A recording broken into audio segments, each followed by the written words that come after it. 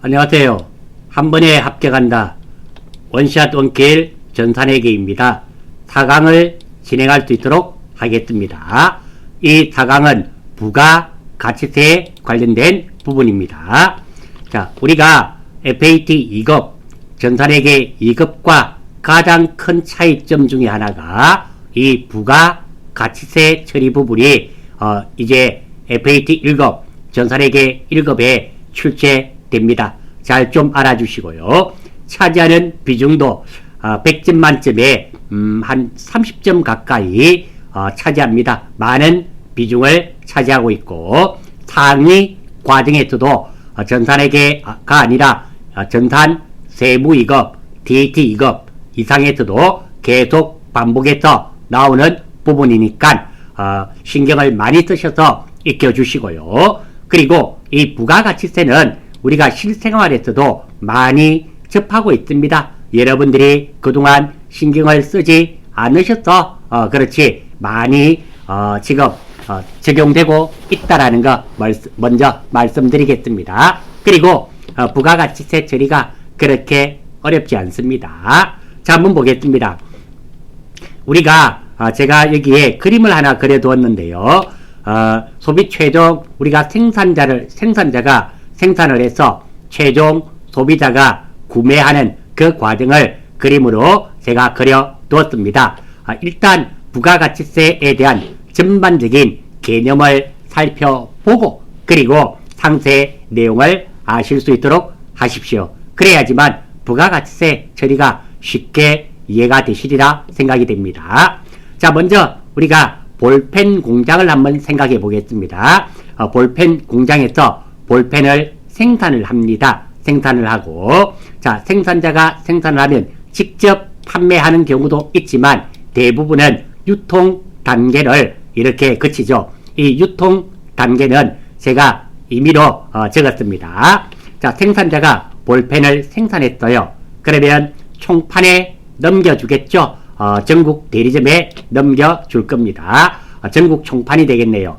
이 총판에서 각 지역 대리점으로 다시 넘겨주게 되고요. 이 대리점은 각 소매점이죠. 소매점에 다시 넘겨주게 되고, 그리고 소비자는 이 소매점에서 볼펜을 구입하게 됩니다. 전체적으로 이런 과정을 거치게 된다라는 겁니다. 자, 여기서 우리가 생각해야 되는 것은 첫 번째, 생산자가 총판에 넘겨줍니다. 팔게 되겠죠. 자, 먼저 생산자가 볼펜을 100원을 주고 만들었습니다. 100원을 주고 만들었어요. 그러면 총판에 100원에 팔겠죠. 팔립니다. 팔게 되면 이 금액의 10% 우리나라 부가가치세는 단일 세율입니다. 10%예요.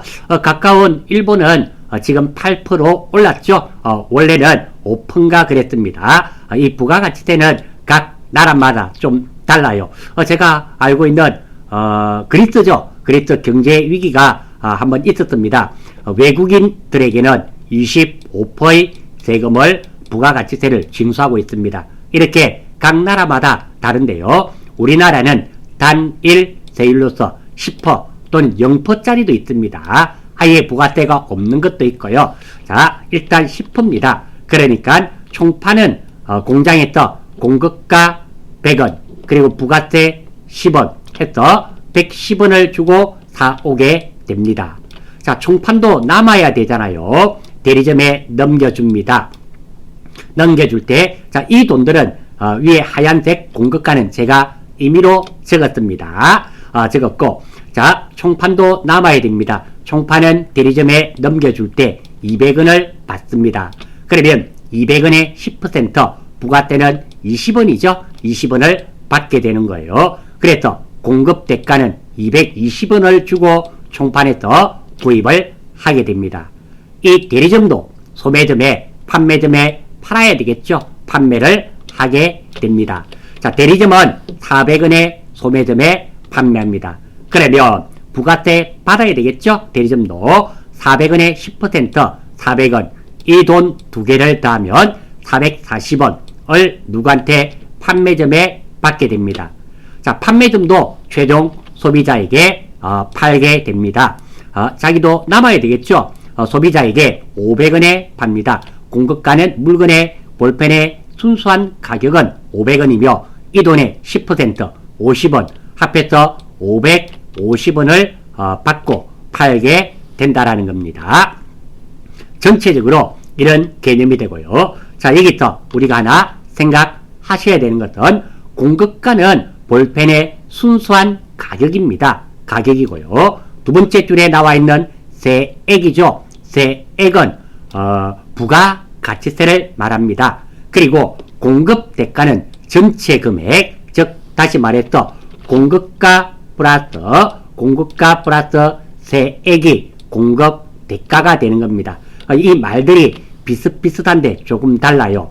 다시 한 번 더. 공급가는 볼펜을 예로 든다면 볼펜의 순수한 가격, 세액은 부가가치세, 이 돈 두 개를 더해서 받게 되겠죠. 그것이 공급 대가라는 거 알아주시고, 우리가 여기서 생각하는 것은 공급가는 필요 없습니다. 공급가는 큰 의미가 없고요. 부가가치세 챕터니까 부가가치세 세액에 대해서 생각을 하는 겁니다. 자, 한번 살펴보겠습니다. 자, 최종 소비자가 부담한 부가가치세는 얼마가 될까요? 50원 되겠죠? 50원이고 국가에서는 이 50원을 징수하게 됩니다. 50원을 소비자가 납부한 이 부가가치세 50원을 부가가치세로 징수하면 되는데요. 어떤 절차를 거치는지 한번 보겠습니다. 소비자가 50원을 내었습니다. 그런데 소비자가 판매점에 내었지 국세청에 납부하지 않죠. 이 부가가치세는 이런 판매점들이 소비자로부터 받은 부가가치세를 대신 납부합니다. 그래서 이 부가가치세는 직접 내는 것이 아니라 내가 소비자가 판매점에 내게 되고 이 판매점과 대리점 이런 것들이 각각 납부하게 됩니다. 그래서 직접 납부하지 않기 때문에 부가가치세는 간접세가 됩니다. 그리고 직접세라고 있어요. 직접세는 소비자가 직접 납부하는 겁니다. 직접세의 가장 대표적인 게 여러분들 급여 받으면서 원천징수 당하죠. 그런 것들은 직접세에 해당되고요. 부가가치세는 보셨듯이 소비자가 사업자에게 납부하면 이 사업자들이 각각 국세청에 납부하게 되기 때문에 직접세가 아니라 간접세가 됩니다. 간접세가 된다는 거 그거 하나 기억해 주시고요. 자, 어떻게 납부가 이루어지는지 한번 보겠습니다. 자, 판매점이 받은 부가가치세는 얼마입니까? 이 50원을 받았습니다. 그러면 이 판매점이 50원을 국세청에 다 내느냐?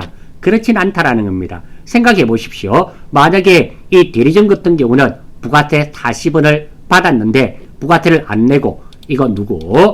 소비자가 납부한 이 50원을 판매점에서 다 내버리면 판매점은 정말 화가 나겠죠. 국세청에서는 그러지 않습니다. 어떻게 하는가 하면 판매점이 소비자로부터 부가세를 50원 받았습니다.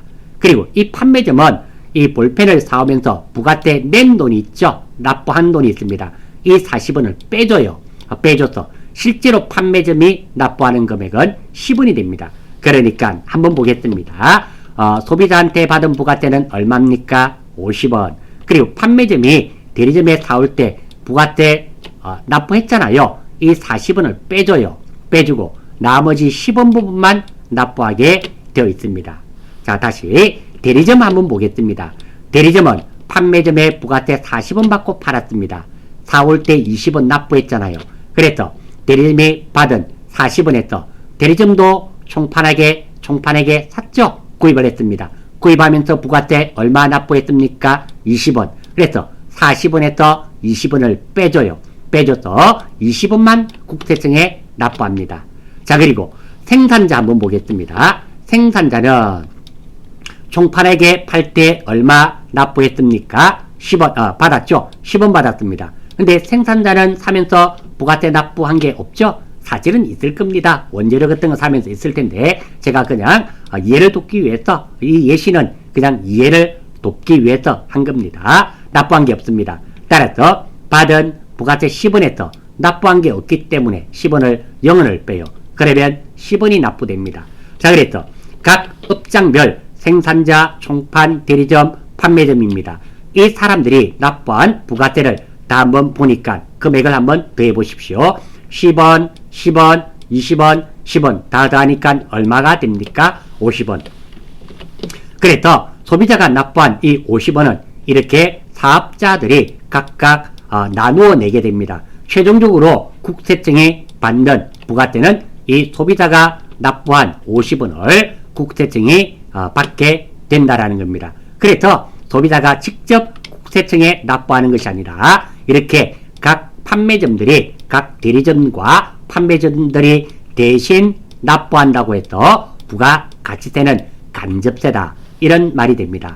두 번째, 자, 판매점 기준으로 한번 보겠습니다. 판매점은 부가세를 소비자한테 50원 받았죠? 이렇게 받은 것은 숫자가 들어간다 그랬습니다. 부가세니까 부가세 예수금이란 표현을 써요. 소비자한테 받은 이 부가세 50원은 부가세 예수금이고요. 판매점이 대리점에게 사면서 부가세 40원을 납부하였잖아요. 요거는 급자가 나오는 게 아니라 급자가 나오죠. 주는 것은 다 급자가 나옵니다. 부가세 대급금이라는 표현을 씁니다.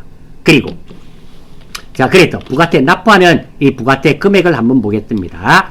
50원 부가세 예수금에서 40원 납부한 거 있죠? 40원 뺀다 그랬습니다. 부가세 대급금을 빼고 10원이 납부돼요. 그래서 요 빼주는 금액 있죠? 40원을 빼줍니다. 여기서는 20원을 빼줘요.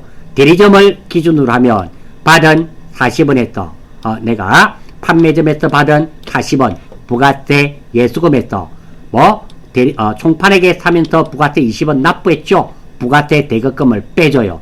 이렇게 빼주는 것을 앞단계에서 대리점을 기준으로 해서 앞단계에 납부한 세금을 빼주는 거 있죠? 이것을 앞단계를 전단계라 그래요. 세액공제법이라는 표현을 씁니다. 이 부가세죠. 세액입니다. 그래서 우리 부가세 공부를 하다 보면 전단계 세액공제법이란 말이 나오는데요. 바로 이 말입니다. 받은 부가세에서 사면서 납부한 이 20원을 구입하면서 납부한 이 20원을 빼줘요. 빼주는 것을 전단계, 앞단계 세액공제법, 전단계 세액공제법이라는 표현을 쓰고 있습니다. 다음입니다. 자, 말도 한번 살펴보겠습니다. 공급가는 제가 무엇이라 그랬습니까? 순수한 물건의 가격, 세액은 부가가치세, 그리고 공급대가는 공급가 플러스 세액이라는 거 꼭 기억해 주셔야 됩니다. 그리고 이 부가세를 하다 보면 여러분들 전자계산기는 하나 있으시는 게 좋습니다. 자, 어떤 거? 예를 한번 들어볼게요. 내가 110만원짜리 정수기를 하나 구입했습니다. 이 110만원은 공급대가로 가정하겠습니다. 그러면 우리가 이제 분계를 하려면 공급가와 세액으로 나누어야 되겠죠. 110만원이니까 공급가 얼마? 100만원. 부가세 얼마? 10만원. 그래서 110만원 되겠죠. 그런데 이런 110만원은 별 문제가 없습니다. 사실 나누기 1.1을 하면 돼요. 110만원 나누기 1.1을 하면 100만원입니다. 이게 공급가가 되고요. 나머지 10만원이 부가세가 되겠죠. 이런 것은 크게 문제가 없는데요. 간혹 가다가 이런 경우 있을 수 있죠. 공급대가가 100만원이다. 공급대가가 100만원이란 말은 이 100만원 안에 물건의 가격과 부가세가 포함되어 있단 말이죠. 그럼 공급가를 알려면 나누기 얼마? 1.1을 하면 됩니다. 110만원은 100만원 딱 떨어지는데요.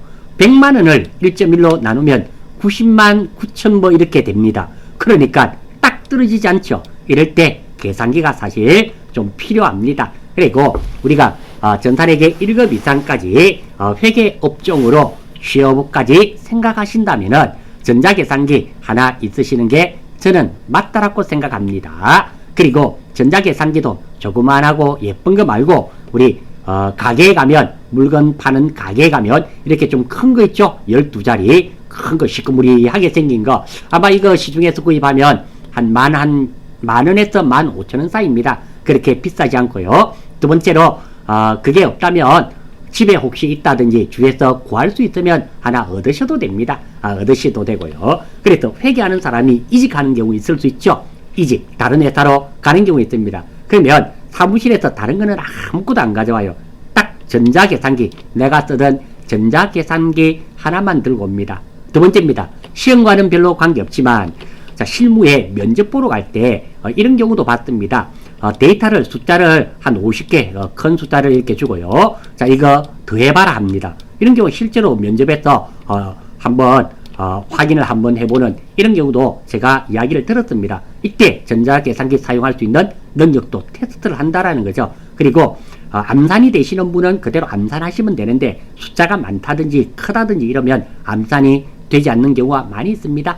이럴 때를 위해서 전자계산기는 하나 준비해 주시는 게 좋다라는 말씀을 드리면서 이 화면은 넘어가겠습니다. 자, 부가가치세 두 번째입니다.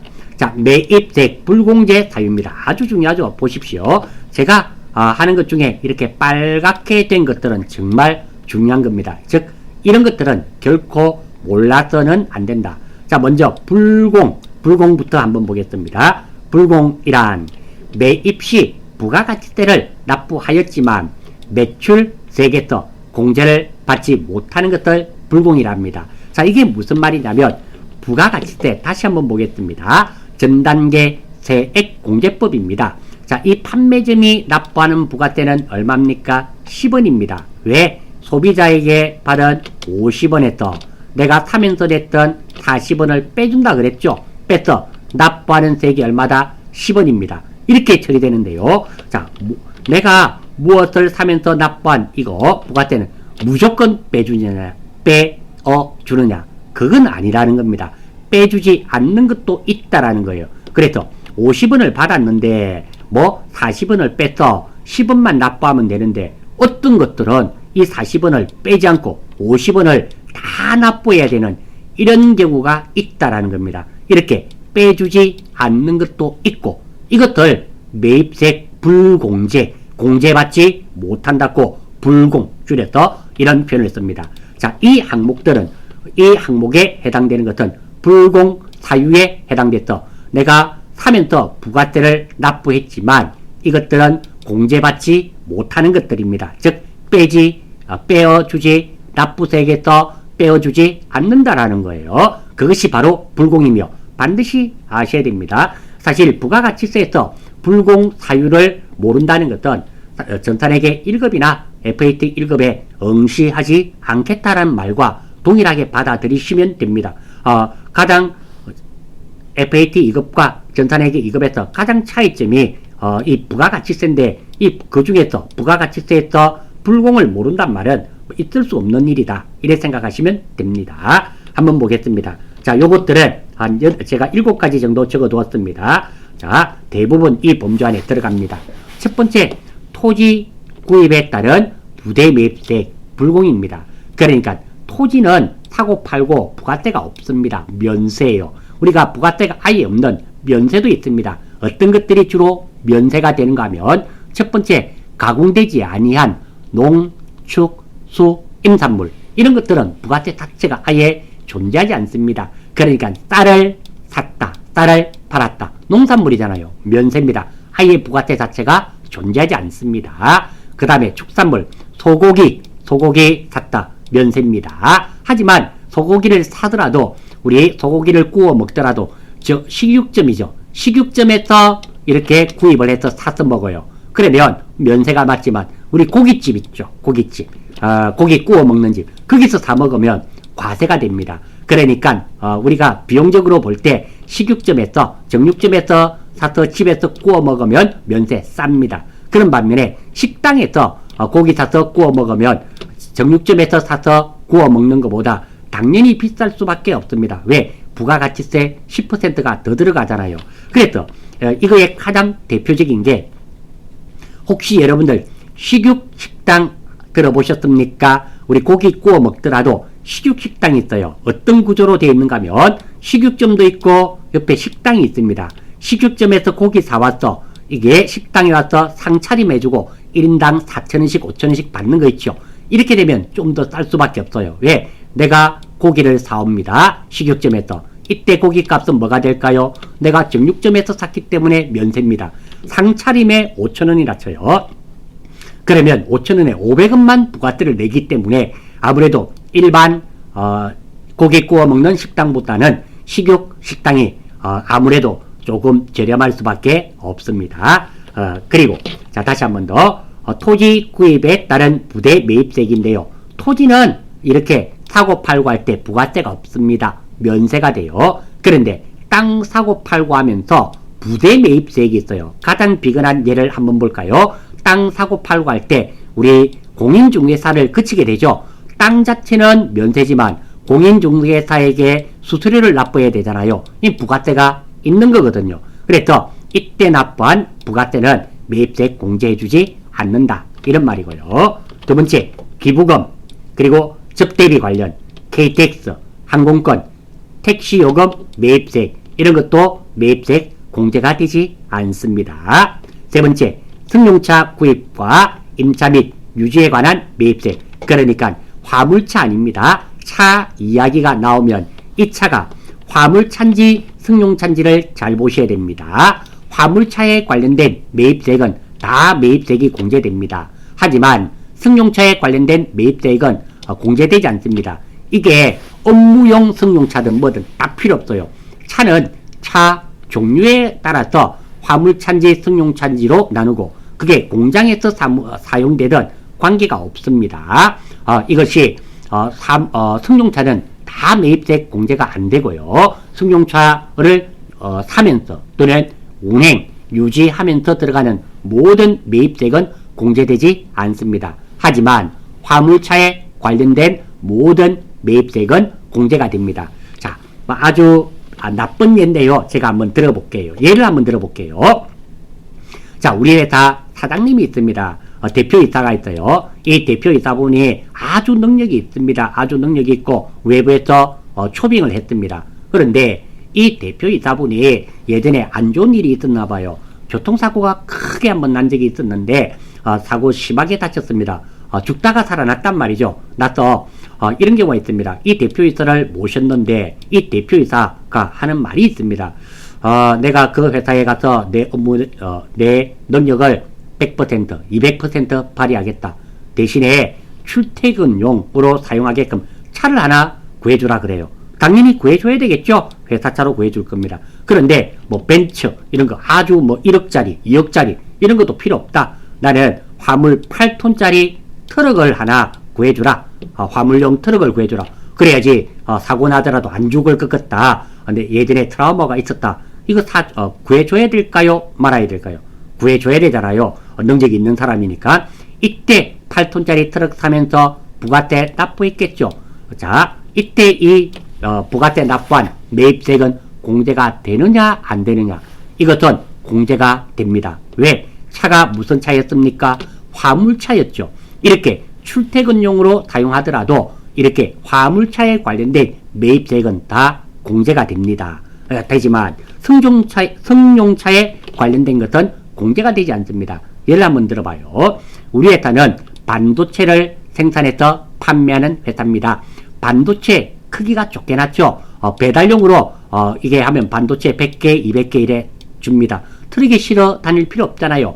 가방에 조그만 데 넣어가면 됩니다. 그렇게 이렇게 반도체를 운반하기 위해서 승용차를 한 대 구입했습니다. 당연히 승용차 공급가와 세액을 납부했겠죠. 이때 이 세액은 매입세액이 공제가 될까 안 될까? 이거 안 됩니다. 차종이 방금 무엇이었습니까? 승용차입니다. 이렇게 차는 그 차 종류가 승용차인지 화물차인지에 따라서 매입세액이 공제되고 안 되고가 결정이 납니다. 결정이 나지. 그게 업무용이든 이런 것들은 다 필요가 없다라는 거예요. 그 점 유의하시면 차에 관련된 것은 다 맞추실 수가 있을 겁니다. 예를 또 하나 들어봐요. 우리 회사에 승용차가 있는데 휘발유를 넣습니다. 부가세 있죠? 이거 공제될까요? 안 될까요? 안 됩니다. 승용차에 관련된 모든 것은 매입세 공제가 되지 않습니다. 다음 화물차가 있는데 차에 주유를 했습니다. 당연히 부가세 납부했겠죠. 화물차는 어때요? 차종 자체가 공제되는 차잖아요. 화물차는. 이거는 다 무엇을 하더라도 납부했던 부가세는 다 매입세 공제가 된다는 거. 따라서 3번 부분 결론 짓겠습니다. 차 여러분들 이야기가 나오면 그 차종이 화물차는 다 된다. 승용차는 안 된다. 이렇게 생각하시면 맞습니다. 두 번째, 자, 승용차의 범위입니다. 자, 승용차의 범위가 있는데요. 8인승 이하의 일반형 승용차입니다. 8인승입니다. 8인승까지는 승용차예요. 우리가 카니발 정도 되나요? 카니발 그 정도 8명 탈 수 있는 거 있죠. 거기까지가 승용차입니다. 그런 차까지가 매입세 공제 안 됩니다. 두 번째, 지프형 승용차, 자동차, 뭐 SUV라 그러죠. SUV 뭐 이런 것도 안 됩니다. 승용이기 때문에. 그리고 125cc 초과 이륜 자동차, 오토바이 말하는 겁니다. 오토바이도 이게 일반 스쿠터 있죠. 어느 정도 될까요?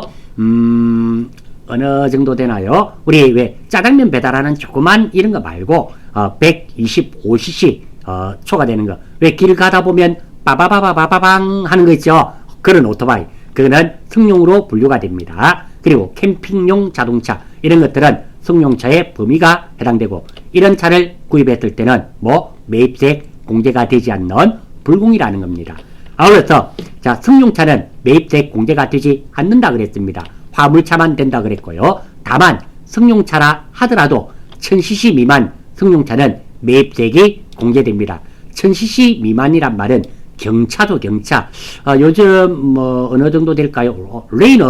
레이라는 차가 있었어요. 그건 1400cc인가 커요. 생긴 거는 경차처럼 생겼는데 예전으로 따지면 마티즈, 뭐 아토즈 이런 차들이 되겠죠. 경차 1000cc 미만짜리. 왜 고속도로 통행료도 50% 할인해주고 하는 거 있잖아요. 주차요금도 깎아주고 하는 거. 이거 경차는 경차에 관련된 것은 매입세 공제를 해줍니다. 왜냐하면 우리나라 땅이 좁잖아요. 큰 차 타고 다니지 말고 에너지 전략도 되고 도로폭도 작게 차지하고 이렇게 경차 장려 정책 때문에 그런 게 있습니다. 다음, 개인적인 용도의 구입 매입세. 당연하죠. 우리가 부가세를 납부하고 공제하는 것은 업무와 관련이 있어야 되죠. 그런데 이런 경우 우리 회사 직원이 이번에 결혼해서 전자제품을 한 3천만 원치 샀다고 가정하겠어요. 300만 원 부가세 납부했죠. 이거 우리 회사가 공제받으면 돼요, 안 돼요? 당연히 안 되죠. 이렇게 우리 회사 대표이사가 집에 에어컨을 200만 원짜리 하나 구입을 했습니다. 그럼 20만 원 이거 부가세 납부 당연히 되어야 됩니다. 이거 매입세 공제가 안 됩니다. 회사에서 사용하는 것이 아니라 이렇게 자기 개인적인 용도로 하는 것은 업무와 관련성이 없죠. 그래서 매입세 공제를 해주지 않고요. 그리고 사업과 직접 관련이 없는 지출의 매입세. 그러니까 매입세액이 공제가 되려면 일단 첫 번째는 그 산 것이 업무에 필요로 하고 사용이 돼야 됩니다. 두 번째 이 불공사유에 해당이 안 되면 공제가 되고 그 외에는 다 매입세 공제가 되지 않습니다. 다음, 면세 사업 등에 관련된 매입세. 이것도 매입세 공제가 되지 않습니다. 그러니까 자, 가장 간단한 예를 한번 볼까요? 쌀은 면세라 그랬습니다. 가공되지 아니한 농, 축수, 임산물 면세라 그랬습니다. 내가 쌀을 사고 그리고 쌀을 판매하고 하는 회사예요. 여기도 여름을 대비해서 에어컨 있어야 되겠죠. 에어컨을 구입했습니다. 에어컨 100만원에 10만원 주고 구입했어요. 자, 부가세 납부했잖아요. 이거 공제받을 수 있느냐? 못 받습니다. 왜? 우리 업종이 면세잖아요. 면세란 말은 부가세를 안 받는 겁니다. 그리고 여러분들 공제란 말 있죠. 공제에 대해서 좀 아셔야 돼요. 공제에 대해서 우리 한번 생각해 보겠습니다. 공제. 많은 분들이 오해를 하고 계신 분이 있어요. 자, 소득공제 예를 한번 들어봐요. 우리 12월 달 되면 종합소득세 신고하잖아요. 그때 부가세도 똑같은 개념입니다. 한번 봐요. 자, 내가 이번에 납부한 세액이 100만원을 월급 받으면서 원천징수 당했습니다. 100만원 냈어요. 공제되는 항목들이 있습니다. 그 항목들은 우리 세무 2급에서 공부하게 될 거니까 지금은 빼고요. 공제받는 거 다 계산했더니 30만원이었어요.